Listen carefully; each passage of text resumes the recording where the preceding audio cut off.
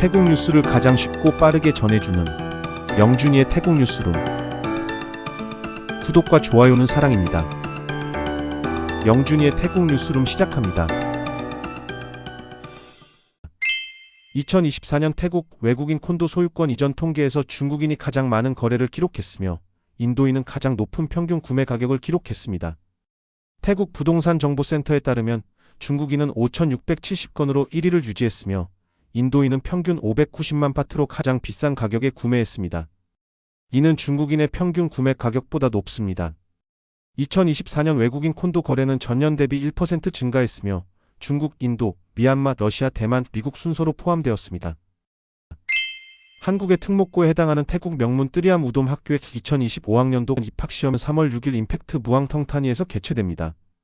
시험실 입장은 오전 7시 30분부터 8시 30분까지이며 올해 지원자는 총 13,361명으로 17년 만에 최고 경쟁률 기록했고 최종 선발 인원은 1,520명입니다. 학교 측은 수험생 및 학부모에게 교통체증을 고려해 이동 계획을 세울 것을 당부했습니다.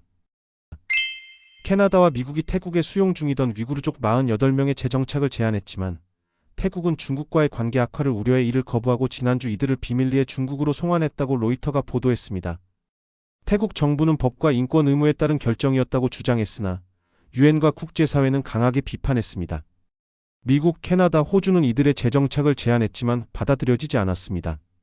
중국은 이들을 불법 이민자로 규정하며 정당한 절차였다고 주장했으나 유엔은 고문과 학대 위험을 경고했습니다. 유엔 난민기구는 태국이 위구르족 접근을 차단해 망명 신청이 불가능했다고 밝혔습니다. 최고행정법원이 잉락 전 총리의 쌀 담보 대출 부정부패 사건이 올해 안에 종결될 것이라고 밝혔습니다. 잉락 전 총리는 해당 정책 시행 중 부정부패를 방치한 책임으로 350억 바트의 배상 명령을 받았으나 1심 법원은 정책적 결정이었으며 개인에게만 책임을 물을 수 없다고 판단해 이를 취소했습니다. 정부는 이에 항소했으며 사건은 2021년부터 최고행정법원에서 심리 중입니다. 한편 같은 사건으로 전 장관 5명도 배상 명령을 받았으며 이들의 사건도 현재 항소 단계에 있습니다. 프리냐 탐마사대학교 교수가 타이 PBS의 기사 독재가 국가를 만든다에 대해 강하게 비판했습니다. 그는 해당 기사가 독재 정권의 경제 발전과 강한 지도력을 강조하면서도 부패와 권력 남용 등 부정적 측면을 언급하지 않았다고 지적했습니다. 또한 사리과 프라윕 전 총리를 국가를 만든 독재자로 묘사한 점을 문제 삼으며 독재를 미화하는 것은 민주주의를 훼손할 수 있다고 경고했습니다. 그는 2017년 헌법이 정치적 불안정을 초래했으며 선거의 공정성에도 문제가 있다고 주장하며 공영방송인 타이 PBS가 민주주의 가치를 지켜야 한다고 강조했습니다. 타이 PBS가 논란이 된 기사 독재가 국가를 만든다를 모든 플랫폼에서 삭제했다고 발표했습니다. 균형 잡힌 시각이 부족해 오해를 불러일으킬 수 있었다며 기사 삭제와 내부 재검토를 진행하겠다고 밝혔습니다. 태국 최고행정법원이 학생 두발 규제를 포함한 1975년 교육부령 제2호를 폐지했습니다. 해당 규정은 1972년 혁명위원회 명령에 근거해 학생들의 머리 길이를 제한하고 화장을 금지하는 내용이었습니다.